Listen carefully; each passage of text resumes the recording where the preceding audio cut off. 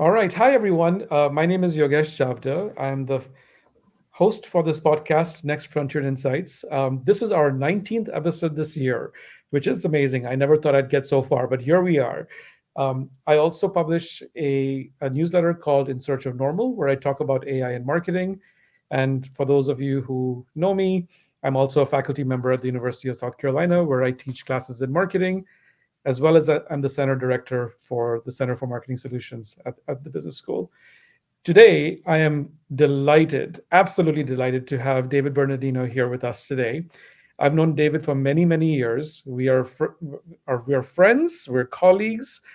We worked together in the past, and most recently, David has also become a board member at the center that I was just referring to at the business school. So, David, welcome to the show.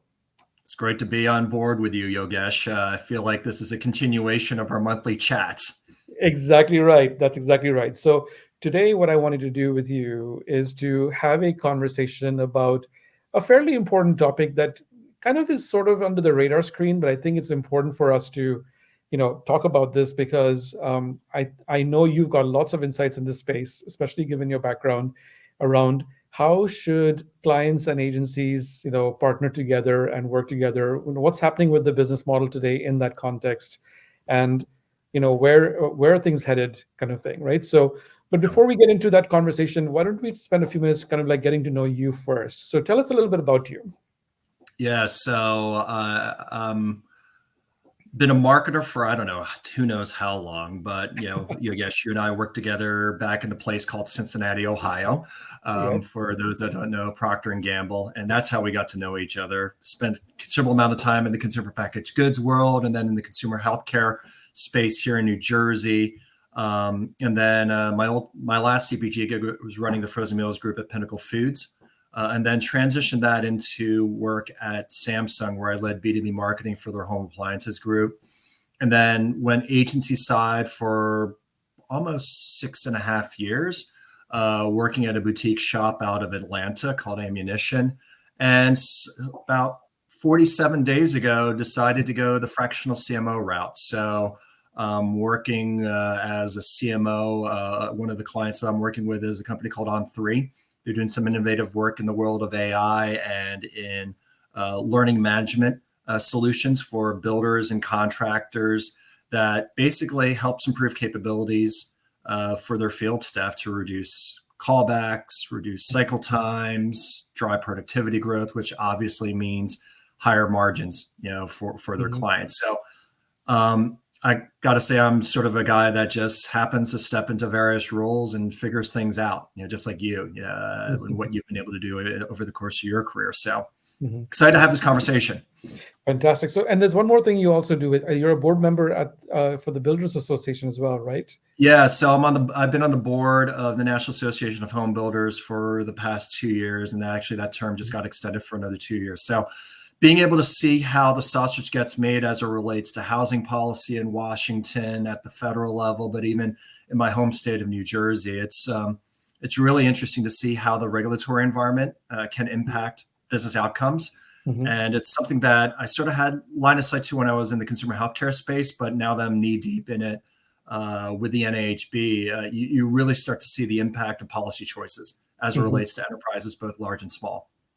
Yeah, so we'll have to save this conversation for a later day. But with all the announcements coming out from one of the candidates around, wanting to build, more housing and everything, I'm sure you have a point of view on that. But that's not the Yes. conversation for today. Correct. Right. So let's get into the conversation that we want to have, which is around strong agency client relationships, right? So why don't we start with the basics, right? What do we mean by a strong agency client relationship? What does that mean to you? And I'll take it through the lens that I've been fortunate to have over the past, call it 20, 30 years in the craft. I think ultimately it starts with your agency and your client being in simpatico, full stop. I think the way I always had it when I was at P&G and other organizations, the agency was an extension of my team. And the expectation was that if you had a seat at the table, you had to own the business, just like a brand manager would, just like an ABM would, right? Because if that didn't happen, Mm-hmm. the work that comes out and the business results that come as a result of it, we're never going to come to right.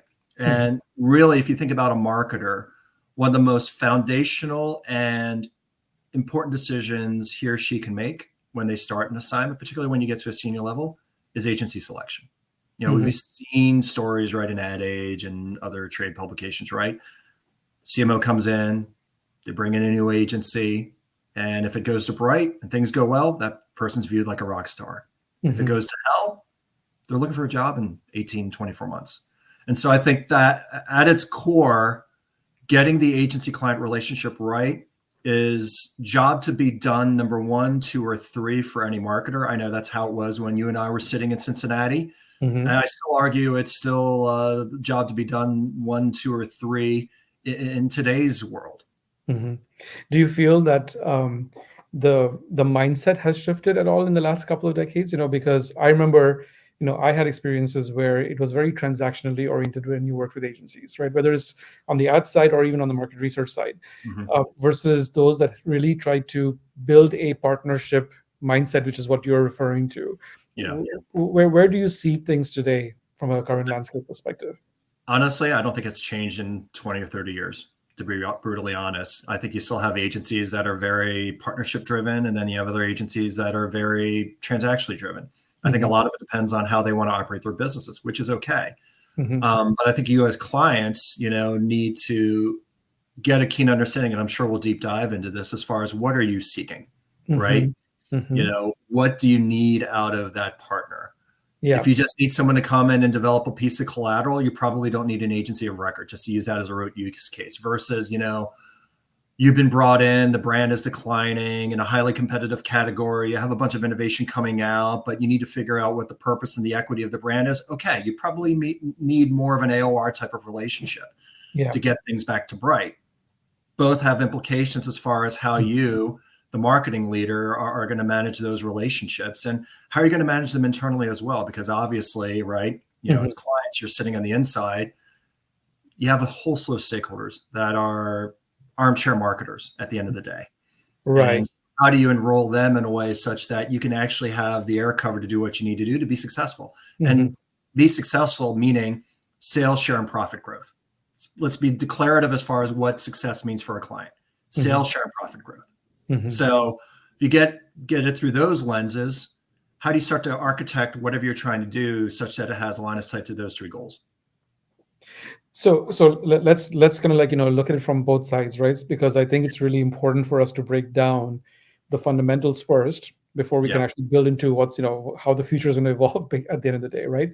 Yeah, So exactly. let's start from a client side perspective. So when you sat on the client side and you've had to go through the agency selection process, Mm-hmm. right? You probably had an agency already that was working. You may or may not have been happy. There's something that's not gone right, correct? Yeah. So let's start with that first. Okay. What was your process for assessing the current agency, and then what was your process for determining how would you identify the next agency that you wanted to bring in? Yeah, I think a lot of it depends. It's contextual, but I would say, the process of evaluating the current agency, right? There are a couple of things to think about. First, if assuming you're doing things right from a management perspective, how's the agency delivering against, again, sales, share, and profit growth? And is there work having a line of sight to you delivering against those goals? If the answer is no, right, that really starts the conversation. Second, then you start looking at the agency master plan. Again, if you're managing your agencies effectively, you have a clear master plan as far as here are the objectives, here are the priorities that need to work, here are the work streams that need to happen. Are they delivering it on time? Is the work quality enough? Like if you're developing a piece of copy, like is it testing well above norm, right? From a testing perspective, all those metrics that marketers can have access to, and probably on steroids today, given the tools and machine learning that's out there. So how are they doing all those basic fundamentals as far as what agencies are supposed to deliver against? Then the third piece, which I think gets more nebulous, is the relationship. How does the team gel? Going back to what I was saying earlier, as far as your agency team, the client team need to be simpatico. Right. You and I have been blessed to have teams when we were at P&G where literally, you were sitting in a room in India, for example, where we were doing emerging markets work, and you couldn't tell the difference between the agency and the PNGers Mm-hmm. because literally we were all speaking the same language. We were all simpatico as far as what we wanted to do and what we wanted to accomplish and how we saw the world. Mm-hmm. I know you and I have been in situations in the past where that has not been the case. Yeah. Right. And you can sort of measure the temperature that way because ultimately, let's face it, it's a human business, right? It's a professional services. Mm-hmm. And we're in the business of changing human behavior. And so there's an element of trust that has to come into play. Mm-hmm. And, if you don't have those things right, just like any relationship, you're never going to be successful. So I always looked at it from those three metrics. And then to answer your second question, all right, so then what do you do to evaluate it? I always like to say, all right, here's the brief. Like, here's what I'm trying to achieve. Here's the equity. Here are the KPIs. Agencies, let's have a conversation. Mm-hmm. And I think over time, you get a sense of the conversation as far as, do they know your business? Do they know your category? Can they speak smartly about it? Do they have the capabilities? Probably most of them are, but sometimes, some of them have strong points in one area. Some have weak points in others. That's okay. But you need to start evaluating what you're dealing with. And then as a client, you need to take a step back and say, all right, based off of all this, and not every agency is going to deliver against every metric. You need to ask yourself the question, what's the right partner? Mm-hmm. And then there's the ultimate element of there's a leap of faith. Right. When you make the phone call to the agency, say, congratulations, you've won the assignment. From a client perspective, in a sense, and you've been there as well, in your career, Yogesh, in a sense, you're putting your ass on the line from your career. Yep, exactly. Because you screw up, if the relationship goes south, there's no one to blame but yourself. Mm-hmm. And chances are you're on the fast track to the unemployment line. Yeah. Not to be, Chicken Little about, but we've all seen, we've all been there. And we've all seen situations where that happens. You're absolutely right. Because if the relationship doesn't get off on the right footing from the very beginning, they are not going to deliver quality work, and they have no motivation, quite frankly speaking, either. Right? You hit the nail on the head. Right? Remember, we were sitting in Cincinnati, and it was beaten down on us by folks. The number one job of the marketer is to inspire the agency to deliver great work. Exactly right. That's job to be number one for a client. Anything else doesn't matter. That's job to be done number one. And so if you can't do that, you're up the creek without a paddle. Absolutely right. So now let's turn the turntables, because you've also been on the agency side, right? Yeah. You were very clear about, okay, this is what I, as a client, I have to do. I have to give a clear brief, clear deliverables, objective criteria, etc. That's when you have a client that knows how to get things done, right? Yeah. But I'm guessing, on your agency side, you've had clients who don't do that. Right? Yeah, and it's clear direction, right? It's the garbage in, garbage out principle, right? If you don't get clear direction from the client, you then scratch your heads like, what are we solving for? Right. Because ultimately, agencies want to do good work for their clients. That's how they get excited. And I always say client side, it's sort of the minefield of no, because you have a lot of folks saying no to you. Agency side, it's actually the pathway to yes. Everyone is aligned to the goal of satisfying their client. And so when you don't get clear direction and you sort of get the hand grenade brief from the client, or in many instances, you don't get a brief at all. And now the client has to figure out and be a mind reader as far as how do you make sense of things. It becomes really hard really quickly, right, to be successful. And so I think it's a two-way street. And I'm sure we'll talk about this later, right? In situations where things go south, we were taught it's a two-way street. There's some instances where the agency's at fault. There are other instances where the client's at fault. And I have to say that in many instances, clients don't have the courage nor the humility to say, you know what, I screwed up on this one. I'm going to take the L. And actually declare that to the agency and declare that to their team. That's really hard. So let's kind of break it down, because you mentioned a very critical word that even in the university level, students learn about this, but and they kind of get exposure to it. But I think whether you're a student or whether you are a professional in the business world today, the quality of the brief is absolutely paramount in success at the end of the day, right? So talk to us about from both angles, from a client perspective as well as from an agency perspective, what are the elements of a strong brief? Yeah, this is it can't be more foundational than this, right? And I think first and foremost, it starts with strong consumer insights. Got to know your consumer inside and out, and you got to understand current behavior, desired behavior, and what's getting in the way, right? Unmet needs, trial barriers, and all that stuff. Basic foundational stuff. You got to be clear about what you're solving for. Like, what is the objective of the brand? Are you trying to increase household penetration? Do you have a trial problem? Do you have a repeat problem? Do you have a loyalty problem? Like, understanding where your brand has issues in that proverbial funnel, marketing funnel, such that you have a very clear sense of what you need from the agency and by when is really critical. And then honing it down to the three core elements of a brief. It's benefit, RTB, and character, or brand character, right? What's the single-minded proposition that's unique, differentiated, that's been validated through consumer insights and ideally through testing? Again, something that clients don't like to do these days, but have you tested your concept in a way where you know exactly what's driving consumer appeal? All those things fed the benefit part of the equation. Then are the RTBs unique and differentiated, that they can be translated into a creative idea or creative messaging, right? Again, basic fundamentals, but it's a long lost thing today. Then the brand character, getting really clear about who you are, what's your tone of voice. Because if you got those three elements, in many instances, the rest of the brief can be superfluous. Yes, you need to understand budgets. I'm a firm believer, be transparent about budgets. So any brief that even now in my new role, right? Agencies know, or partners that I'm working with, here's the budget, here's the timing. Let's have a conversation. Sometimes it's like it's well within the what they're delivering. And if it's not, and I'm asking for too much, let's collaborate on the solution. But again, it gets back to transparency as far as what you want, because the clearer you are, the less swirl there's going to be on the agency side. Because again, the brief, and I'm a firm believer, and I'll take this to the grave, clients should own the brief, not the agency. The client should write the brief. The agency should receive it and interpret and figure out how to make sense of it. But ultimately, the brief is the contract through which the agency and client work together. It should be the litmus test for how you evaluate success or failure. So if you believe that principle, the client should send the brief, agency receives and says, all right, how do I make sense of this? Now you're on the receiving side. Is it clear? Is it differentiated? Is it unique? Are the parameters there? Like, are the deliverables clear? Is the thinking crisp enough such that, if I take it to a creative, they can articulate and dramatize what they're seeking instantaneously.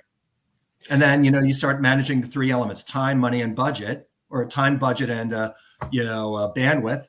Yeah. Pick one of three, right? You can't have all three, right? And so you start to manage sort of the financials and the economics of it. But again, it gets back to clarity, because if you're not clear, that's when the swirl starts. And that's when you start to get the rabbit hole of doom, in a sense. So in your experience, when you've seen, I'm going to go, to the extreme of bad briefs, right? Where do you see like a common theme across bad briefs? Is it, there's a lack of clarity on the inside? Is it they've got too many benefits or RTBs, or they're not clear about their own, the brand character that they have? Where does it usually, where are the pain points basically on that? I would say it's lack of choicefulness. Lack of choicefulness. Okay. Choicefulness. You're trying to do too much. Okay. Because at the end of the day, you might get a brief where there's like 6 RTBs and then a benefit statement that's sort of long and convoluted. So now you take that as like, all right, how do I translate that into the most difficult medium? And, the way I've always measured briefs is, can I translate this using the most difficult medium? Back in the day when we were growing up, right, it's, an in-store claim at Costco, right? What's the claim? And so the consumer shopper can read it from 5 feet away in 5 seconds, right? The old 5x5 rule at Gillette. Yeah. Nowadays, it's, if I'm reading a TikTok, watching a TikTok ad, or reading a banner display that flashes on my mobile device, can I still get the benefit and the call to action and the brand in that literally split-second interaction? If the answer is, I can't bring that to life in that type of vehicle, there's no way you're going to get it to Brighton TV, because even though you have more time, the fact that you're not being choiceful means you're not being laser focused on maximizing that vehicle's potential. Right. So how should the clients think about becoming more choiceful? What's the process for doing that? I would say first and foremost, insight generation and knowing your consumer inside and out, understanding what really moves her, to get to change her behavior. What are the unmet needs? And then partnering that with a clear articulation of your equity, right? What are your brand? What's your brand's, value prop? What are the core reasons to believe? What are the points of difference versus points of parity, in the competitive market? Mm-hmm. All those things, and having clarity or getting close to clear as possible, and knowing that, hey, we're still building the plane as we fly it, which is okay in 90% of the instances that you see. Yeah. But at least the clearer you can get, Mm-hmm. that's when you can start to have a really collaborative conversation with your partners, because who knows, they might be able to get you over the goal line as far as getting to clarity Yeah. versus, stuff in your head. But the more that you as the marketer can put pen to paper on what you're thinking and then having your team react to it, the better serve you're going to be. Because again, it gets back to the collaborative relationship. I get that. So one of the things that I keep on hearing, and I don't know if this is laziness or whether it's just the complexity of how we are operating in the environment we're in right now. People say to me like, oh, it's hard to get single-minded, have just one benefit because the brand has become so complex. We have to offer multiple benefits, so we have to talk about those things. Um, I'm of the point of view, maybe call me old school, perhaps, Yeah. that having single-minded communication actually benefits you versus trying to do too much within an ad or within a like a 6 second like TikTok video, whatever the case may be, right? Um, why has it gotten difficult? Is that the issue, or is just laziness? I'm just curious to hear your thoughts on that. I think it's a combination of both. I think, when we were cutting our teeth, right, I always joke, my first piece of copy was a newspaper ad for Hellman's Mayonnaise. Like Yeah. that was literally a run-on press. For those that don't know, run-on press, it's an old school vehicle that you can still use today, but probably hasn't been used for most of the folks watching this podcast. But that was my first marketing vehicle, right? And now we're in an age where it's all this proliferation of social media and different types of content. Mm-hmm. So I think it's a how conversation first.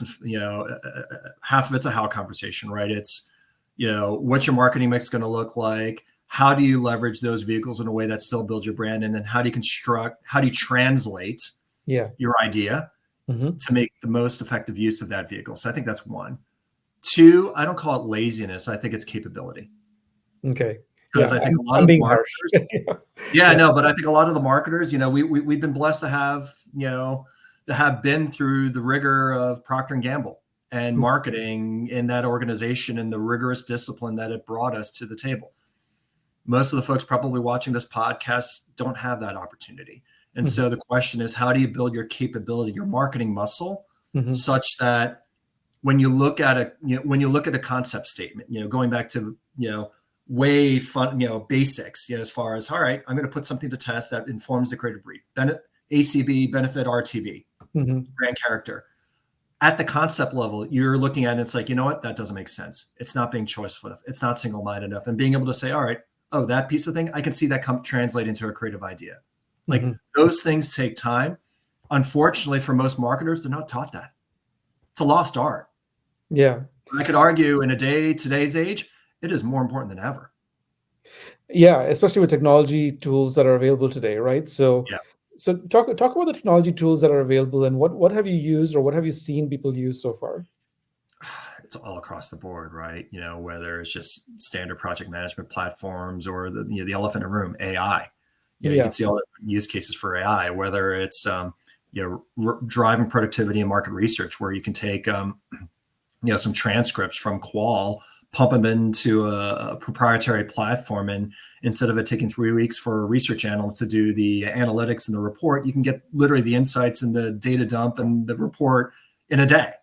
Or you can plug into ChatGPT, hey, generate a 3 email drip campaign to thank folks attending a trade show event. Or, in a case that you and I are familiar with, a mutual friend of ours, create a sales sizzle video for a sales conference, right? For a particular brand. So I think the use cases are ubiquitous as far as what technology can do today, which is great.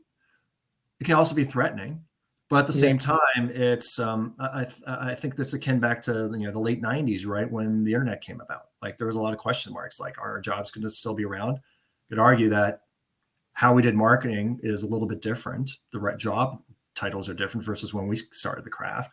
But still, is there still a marketing profession? The answer is yes. And so I think we're in the midst of this evolution, transformation, call it whatever you want, as far as how marketing gets done is going to be fundamentally different 2 years from now than how we're doing it today. And that's okay. It's called progress. Yeah. No, so let me ask you this. Have you seen examples of people using like, generative AI to help them even craft their brief, even as a starting point? Yeah. I've definitely have seen that in the case, just friends in the business. I've Hmm. started to play around with it just, for my own curiosity. Yeah. Even down to, hey, ChatGPT, help me understand the value proposition of brand X. Do that Yeah. as a thought experiment for your own brand.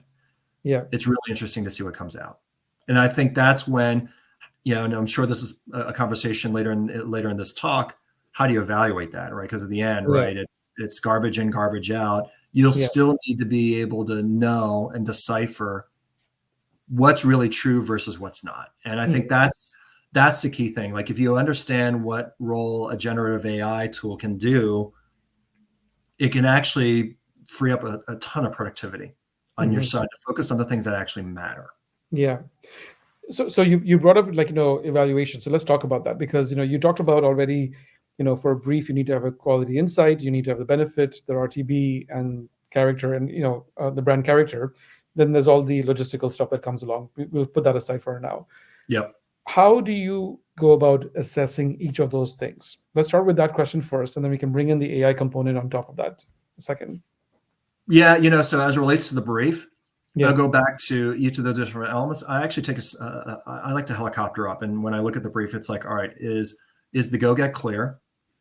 Is the benefit single-minded such that I can, in my mind's eye, see what creative ideas come out of it? Like any marketer should be able to figure out in their mind's eye, based off of the benefit statement, how could that come to life? Hmm. The RTBs, you got to answer the question. Like if I state this as a reason to believe for this particular benefit, is that true? Is that differentiated? Is it ownable? Hmm. Is it on point? Does it ladder back to the brand equity pyramid, the points of Hmm. difference of your brand? Hmm. Brand character, again, it gets back to, does it relate back to how consumers view your brand? Hmm. Is it differentiated versus other brands in the space? Because Hmm. if not, then if any of those answers is no, you got some homework to do. Yeah, so let's talk about that a bit because word selections start mattering at this point. Yeah. Some words are vague, some words are too broad, some words are too narrow. How do Yeah. you decide? Let's just take brand character as an example. As a Hmm. starting point. How do you decide?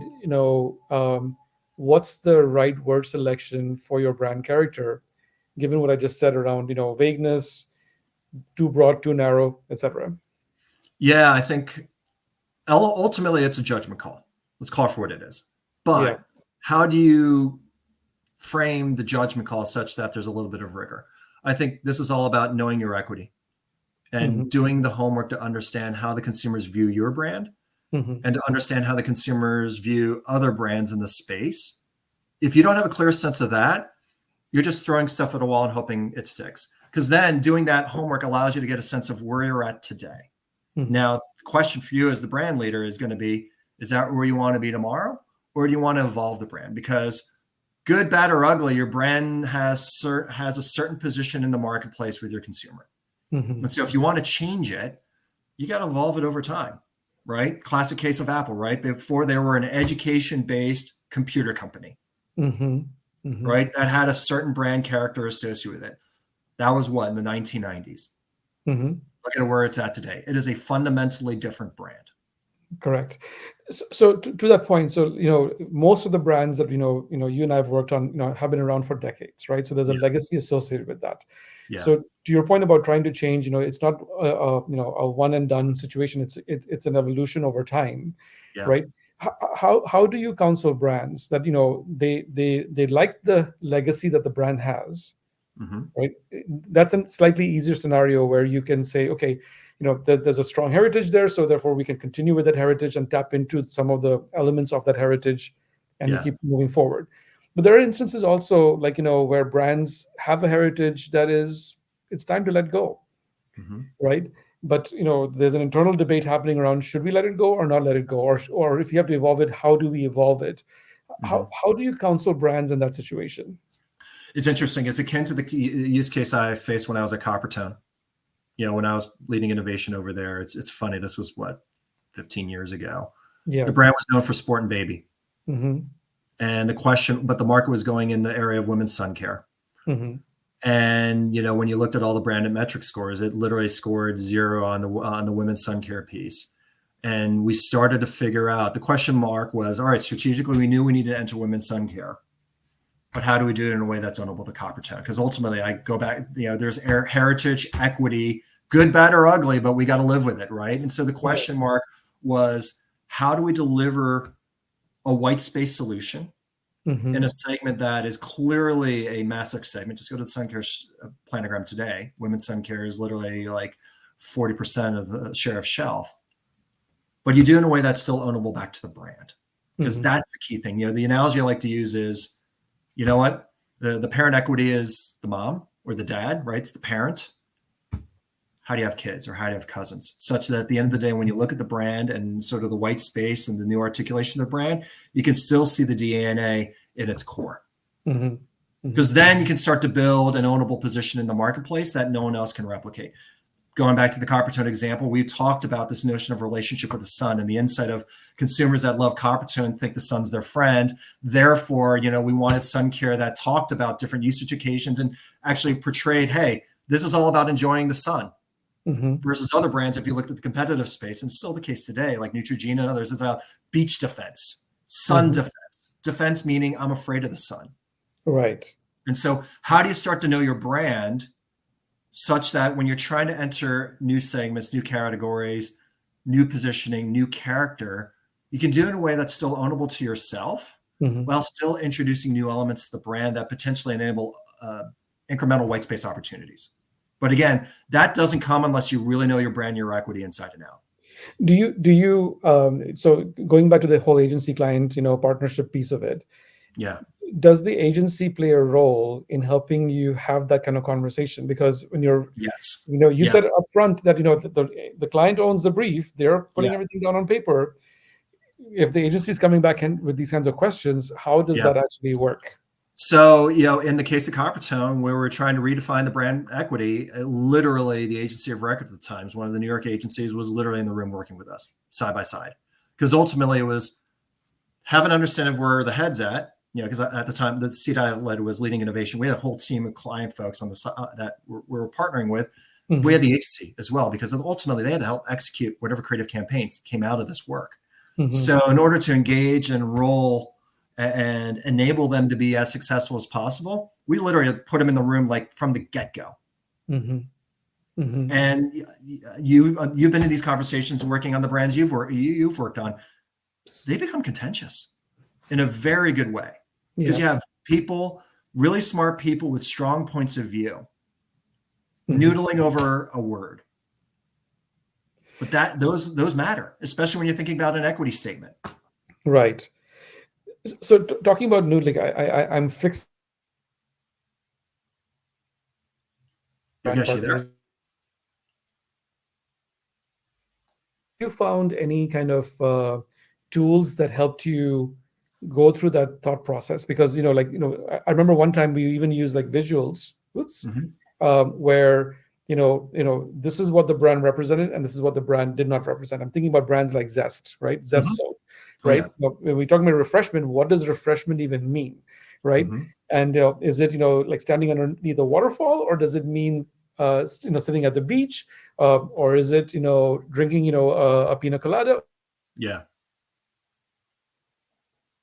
Place that actually helped us craft the words around it at some point.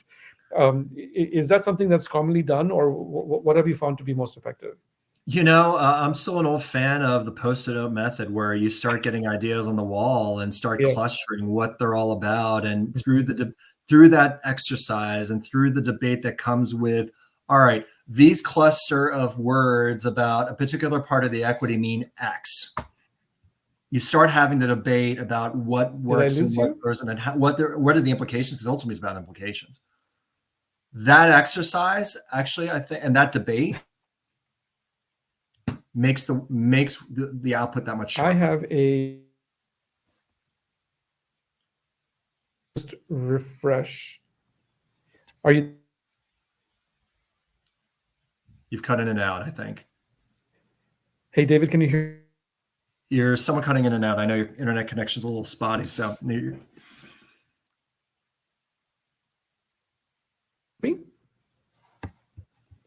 We have a technical challenge going on. yeah. Welcome to the world of Zoom.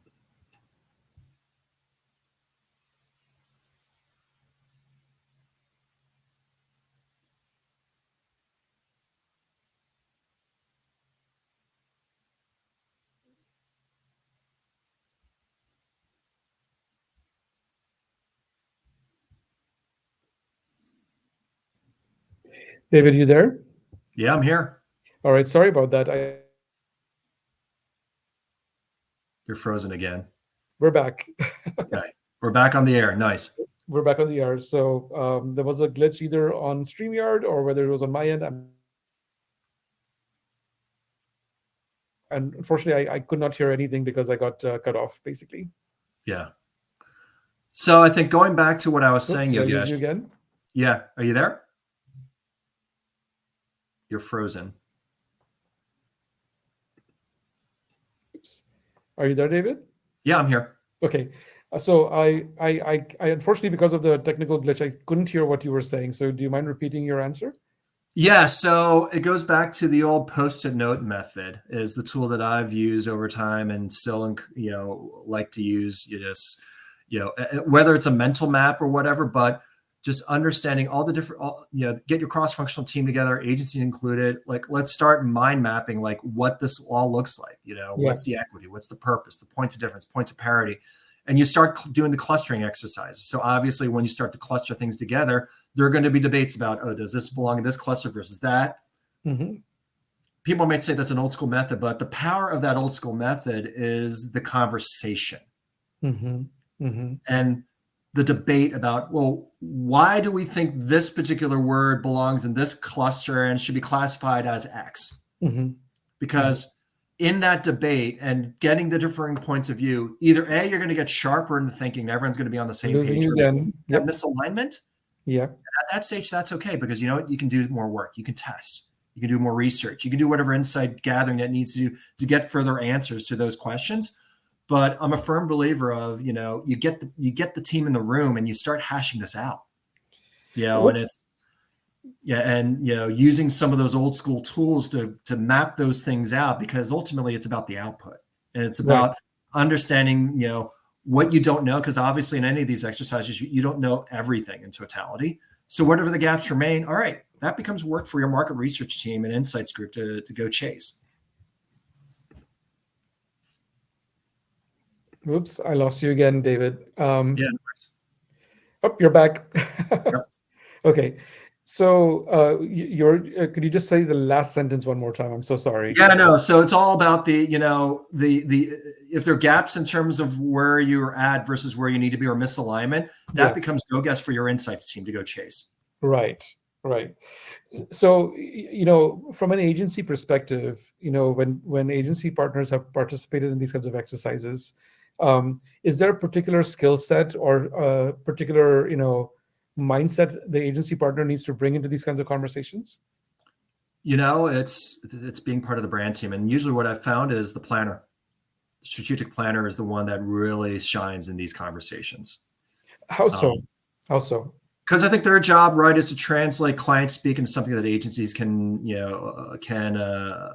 bring to life, creatively speaking, right? Clients speak a certain language. Within an agency, they speak a different language. A lot of times the planner is that translator. And also the planner is working across multiple assignments with different clients and has line of sight to insights and all that stuff. So in a sense, they're the hub. Yeah. Where a lot of this stuff comes through, and ultimately they're going to be the ones responsible for saying, hey, how do you mind read the client to a point where it makes sense? Count team important, obviously, but what I've seen, like in the case of the Coppertone example or some of the oral care examples that you and I participated in back in the day, it was the planner that was instrumental to guiding that conversation from an agency side. Mm-hmm. Mm-hmm. So what do you, since you've been on the agency side, like what do you look for, if you're trying to hire a planner into the agency, what kind of skill sets are you looking for? It's the end of the day, it's their ability to bring insights and think strategically clearly Mm-hmm. about the work and help, in a sense, inspire the internal teams to deliver great work, right? It's that translating function. Client sends a brief, or if the client doesn't send a brief, it's Mm-hmm. they're creating the brief, Mm-hmm. potentially in counsel or in partnership with the account team. But in a sense, how do you write the go-get such that the agency team can be successful? Right. Full stop. And then, being able to have fluidity about the business, interpersonal skills, all that comes without saying. But Mm-hmm. ultimately, it's about being able to take those insights, being Mm-hmm. able to translate in a way that makes sense for the internal team to be successful, knowing that, and again, as we talked earlier, a lot of times clients will just throw the grenade over the wall and the agencies have to figure out how to make sense of it. Yeah. Do you find that there are planners who the way I'm kind of like translating what you're saying into a couple of different things. Yeah. You need to know about enough about consumer behavior, right? So Mm-hmm. that you can see how you want to shift consumer behavior. That's one part that's Yep. there. You need to know how to think about branding and brand positioning and brand equity, and how does that fit, right? So Yep. that's a knowledge component there as well. Yeah. But then there's also some softer skill sets that are required here also, which is the client side and the and internal agency colleagues. But there's also an influence part here as well, because you're influencing both sides in a way, Mm-hmm. right? And there are some people who are good at influencing. There are some people who have a different style of influencing, which may not be as effective, right? So, am I on the right track? Are there other things that I may have missed? I think you're on the right track, and I'll give you some concrete examples from our client side days. Right, it's Yeah. the best planners were really tight with the marketing VPs and the GMs. If you Okay. remember those use cases, because their job was to get into the mind of the business leader and understand, all right, where are they taking the ship from? Because if you think about client side, Mhm. it's usually the GM, VP, or the CMO that's really in charge with charting the course for the whole business unit and the portfolio, and Yeah. really trying to drive what the overarching equity of the entire portfolio is going to look like. And so Mhm. the best planners, and a couple that I come to mind right now from my P&G days, they were like this Yeah. with our GMs and with the senior team, because getting those insights as far as where the client's head's at enabled them to say, hey, agency team, this Mhm. is what the client's ultimately thinking. Yes, you got the technical brief from the brand manager, but ultimately this is how it all fits together. So whatever we do from a branding Today's the perspective, day when the work technology we're is not doing working very has to well, is ladder it? up to that vision. Oh dear. I think you're cutting out. Yep, you're back. Okay. Yeah, it's that day today with technology. So Yeah, it's all good, man. I think the technology's tired today. yeah, exactly, exactly. So You're I off get again. that. Um, so for somebody who's starting fresh into, who's looking into deciding, where they want to go, which pathway they want to take, right? Yeah. Um, what would be the benefits of starting on the agency side versus starting on the client side? And is there any value in then transferring back and forth as well? The answer to the first question, agency, you're going to learn a ton about just how the sausage gets made, and you're going to Mhm. learn different functions within the agency: client service or account management, planning, Mhm. media, whatever. You're going to learn all those different functions and how the sausage gets made. Mhm. Client side, right? If you're fresh out of undergrad, there might be some opportunities to get into the business, but if you're looking CPG and you sort of want to get into the top tier rungs, like the opportunities are more limited. Mhm. So what I've seen a lot, I know when I was in business school, a lot of my study group mates came agency side, went to Mhm. business school because they wanted to go client side, got their MBA and went client side at a place like Unilever, Kraft, P&G, and the like. So Mhm. that's probably your traditional career path. Mhm. Um, I personally see a lot of value going both sides, agency, client side, because if you're really a student of marketing, Mhm. it's one thing to say, all right, hey, here's how I set direction to the overall brand and delivering the number and sort of running a business, right? Which is what you really do client side with a general management orientation. Yeah. It's another thing when you're agency side, getting deep into the disciplines on how it gets done. Yeah. Having both perspectives can make you a stronger marketer. Mm-hmm. Because now you understand how the sausage gets made, Mm-hmm. while at the same time you still have a line of sight to, God, I got to deliver a number here. Like, what are the levers I need to pull in order to deliver, a leveraged growth plan, or what are the levers I need to pull to, do white space expansion of a brand or whatever it may be. Mm-hmm. Having more intimacy with the various disciplines that you only get on the agency side, I think benefits any marketer if they're looking to play the long game in this craft. So with the with the fragmentation of messaging mediums today, with CRM and social media, and within social media there's so many different platforms, of course, and then you have even for old school brands like print media and TV and things like that. Um, how do you There's so many specialized agencies today that just focus on one area, right? Mm-hmm. Whether it's CRM campaigns or whether it's social media campaigns and the like. So Mm-hmm. how do you what would you advise people on that front? If I didn't catch the full question, but if I thought of the question correctly, it's like, how do you think about the AOR model versus the sort of more dispersed model? Is that a fair way of No, I articulating was the just like, question? because mediums are so fragmented between Yeah, CRM, different social media platforms. People have lots of different pathways to get into the agency site. So they may go into, say, email marketing, or they may go into, I don't know, Instagram marketing. Let's say, I'm being deliberately narrow, but yeah, um, how would you advise them? Because that's only one element of so many options that are out there, right? yeah. I've always been a believer, just from a broad principles perspective as relates to career management, that Yeah. any job you take should give you more options on the other side. And Hmm. so taking that principle in mind, Yeah. I tend to be more of a believer of, all right, early in your career, you just need to take a step forward Yeah. and just learn. But as you start to understand what you don't like, and I think that's the more important lesson of entry level jobs, is understanding what you don't like versus what you do like. You can Yeah. start to self-select out of different disciplines, different vehicles, different medium, different whatever. Ultimately, as you get more seasoned in your career, it's about understanding what you're really, really good at and Right. what gets you going in the morning, and then leveraging that, playing to your strengths as a superpower. And so if you're the type of person that really is good at one thing, Yeah. you know what? Become the best at that thing. Versus if you're a guy that just likes to be schizophrenic and, likes to bounce around with different types of disciplines. A lot Yeah. of us client side people are like that. I Yep. myself included. Then you might want to entertain more of a full service agency or a client side career, right? And then you add the layer on top of it. Do you like to manage a business and Hmm. own the number? Because there's a whole different set of burdens when you're sitting in a sales and operating plan meeting, trying to justify your marketing spend and whether or not you need to take up the number, take down the number, and activate risks versus ops and all that stuff. For those who aren't client side, that's stuff you do in the client side every day. Hmm. Versus trying to figure out what's the next social media post that's out there. Yeah. Again, it's a different way of thinking. Hmm. You need to understand where your strengths are. I think looking back over my 20 plus years in the craft, I definitely have a clearer sense of, what, I do like the general management side of the fence, Hmm. Hmm. and that's just mine. Versus we all know a bunch of marketers that just want to be marketers. They hate the GM side of it. That's Right. okay.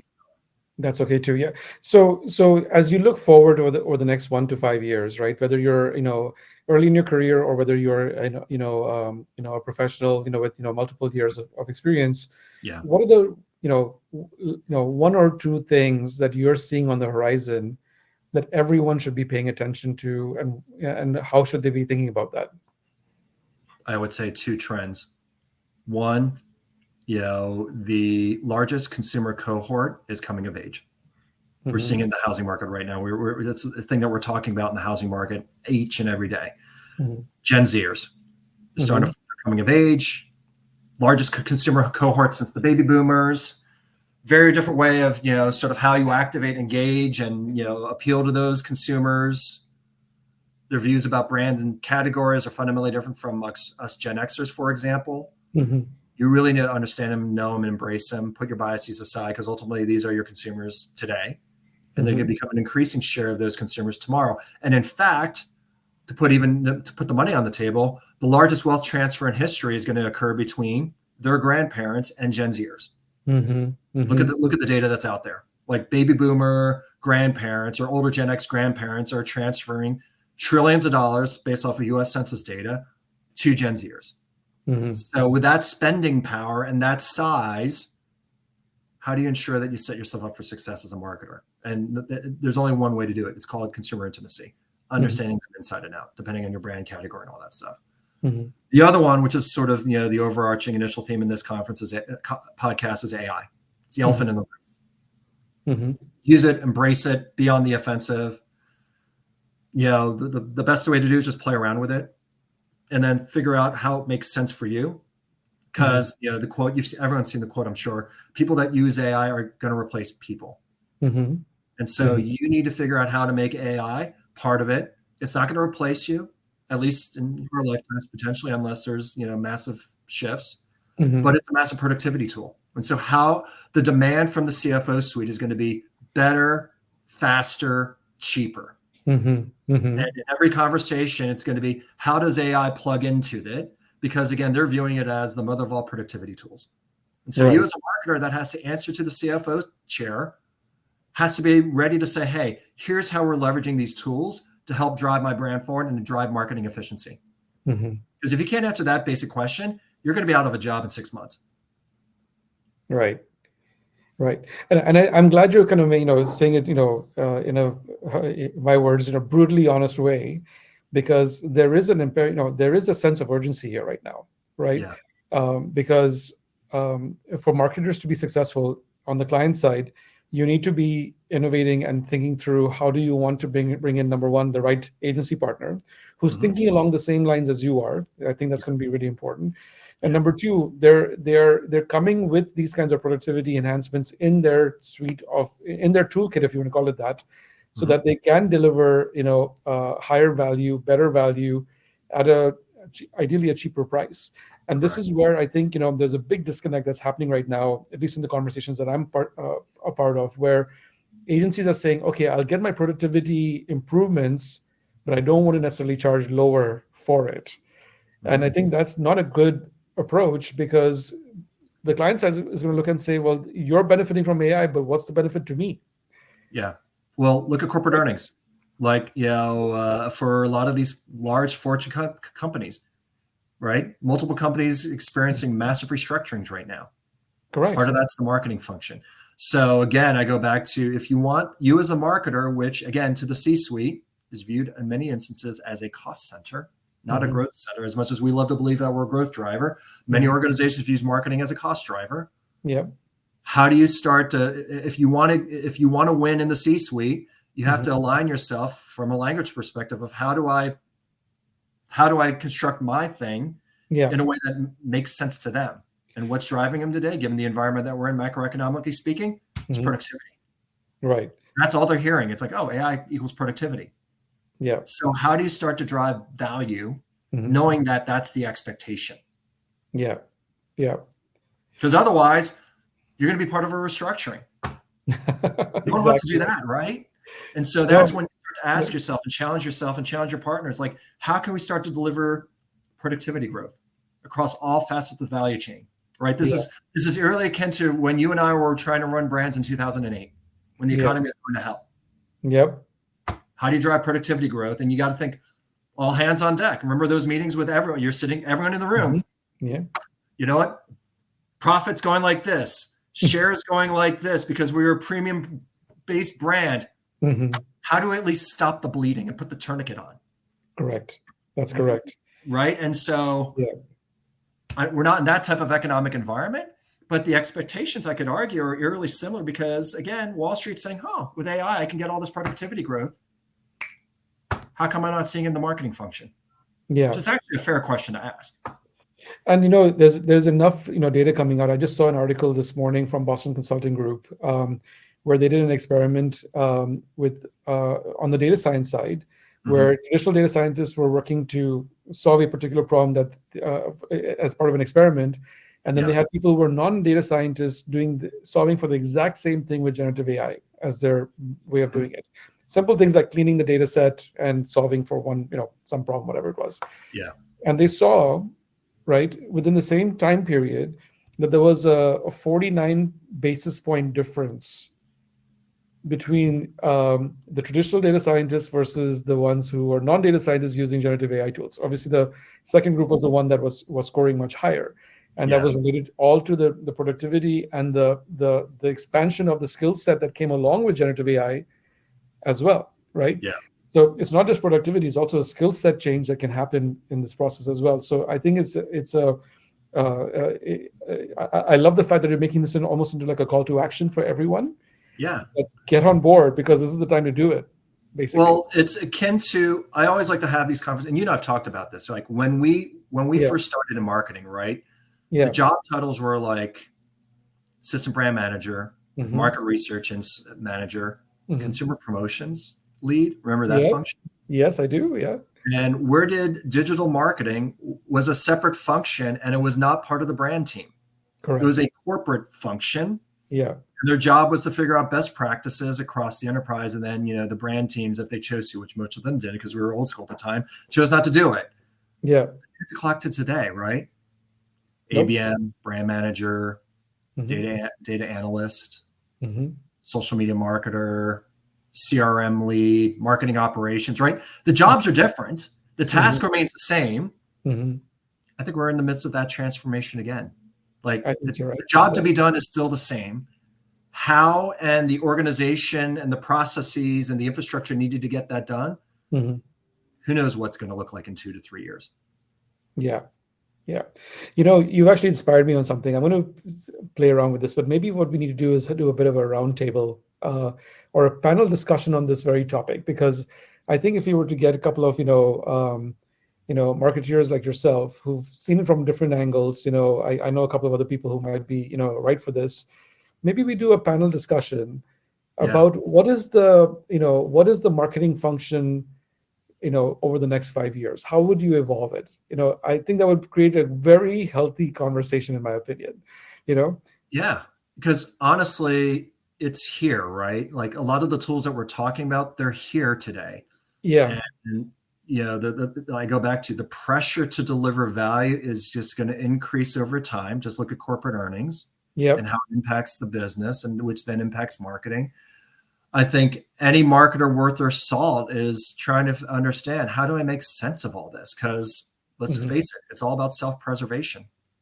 Exactly right. Like let's Exactly. just be honest about it, right? It's Yeah. self-preservation such that I can live to next year, not survive this round of layoffs.